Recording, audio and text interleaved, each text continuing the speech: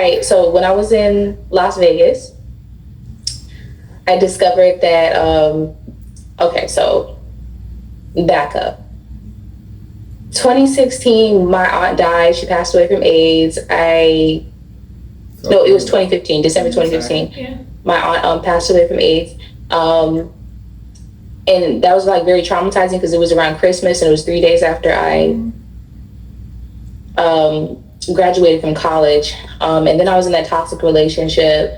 And in the midst of that toxic relationship, I had realized that the childhood that I had gone through, even after, you know, the stuff with my dad, like even like living with my grandfather, like there's just like a lot of dysfunction. Mm-hmm. So I started getting more into spirituality around that time. And around that time, I also started writing my book. So what happened is I started looking more at like angel numbers and like oracle cards on Instagram and readings like that. And for the next 5 years, those readings like just like helped me understand. And they were like very, very like accurate as far as what was going on in my life. And those readings led me to go to Las Vegas with my stimulus checks. So go to Las Vegas, 3 months later, the ex of 10 years has another girl pregnant. So it was just like very devastating, but it was just like, at that point I was like, you know, I knew that wasn't going to work out, even though that being my first love and everything. I just knew by the lack of compatibility that we weren't going to work out. So I felt like I needed to learn to trust my intuition more. I felt like I needed to get in touch with God more so he could help reveal people's true intentions to me. So I started, just like I said, just like diving into my spirituality. And so my 6 month in Vegas, January 2021, I was looking at one of the courses that I had found online related to practicing with your spiritual abilities, because you know we all have spiritual abilities, whether it's claircognizance, clairsentience, many different types of spiritual gifts. And I was reading one of the many manuals I found online about channeling them. And so in one of these manuals, I read that you can channel your you can channel your intuitive abilities by using different objects like cards or runes or like I Ching or even the stars. Okay. So it's kind of just like when it comes to spirituality, it's kind of like X-Men, you know, like everybody has their own gifts. Mm-hmm. So once I discovered that, I was like, you know what? Anytime I'm in Dollar Tree, which is very often, Dollar Tree is one of my favorite stores. Thank you, Jesus. Me too. Do not take me to Dollar Tree, okay? I'm gonna have an adventure. We're the same way though. We love Dollar Tree. Yeah. Seriously. Yeah. So I used to always just buy playing cards. And I was like, you know what? That's crazy, because this article says that I can use playing cards to read tarot. And so what I did is I Googled how to read tarot with playing cards. And I found a few different manuals, but I found this one like big all-encompassing manual. And I started studying it. And basically I did my first reading that night on myself. I just shuffled the cards and I read the cards, the regular playing cards. And I read the meaning of the cards from that online manual. And it was like the most profound reading I had ever had.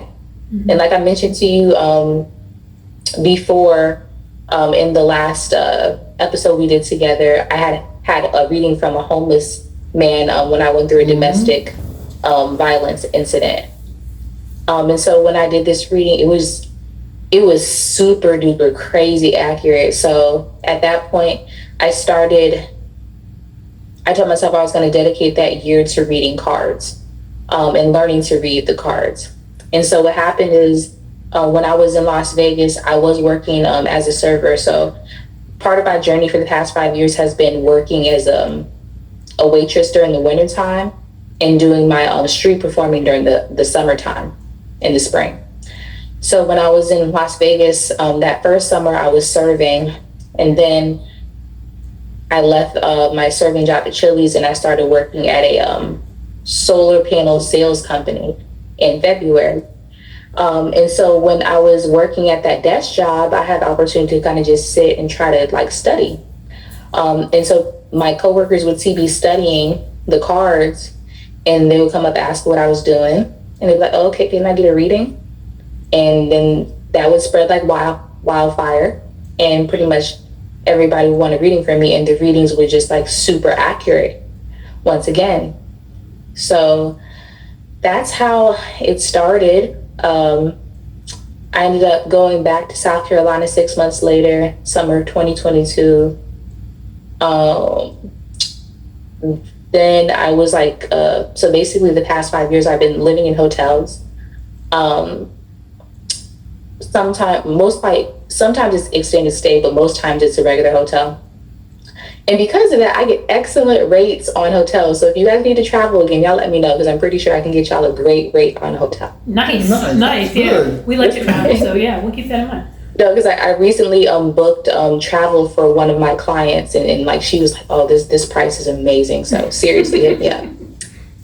So do you pay by the month or by the day? By the day. By the day, okay.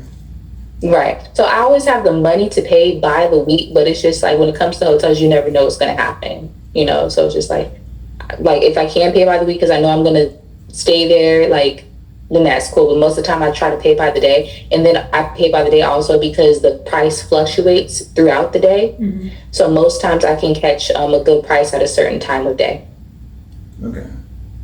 Yeah. So anyways, go ahead. I didn't know that.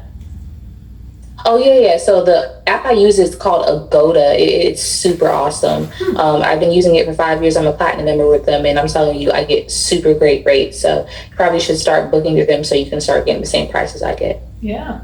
Okay. Yeah. Cool. So, about the hotel though, like your monthly rate, is it the same as an apartment? Pretty much. Okay. That's pretty good. Yeah, the minimum I've paid at any state I stayed in, because I do this in like every state.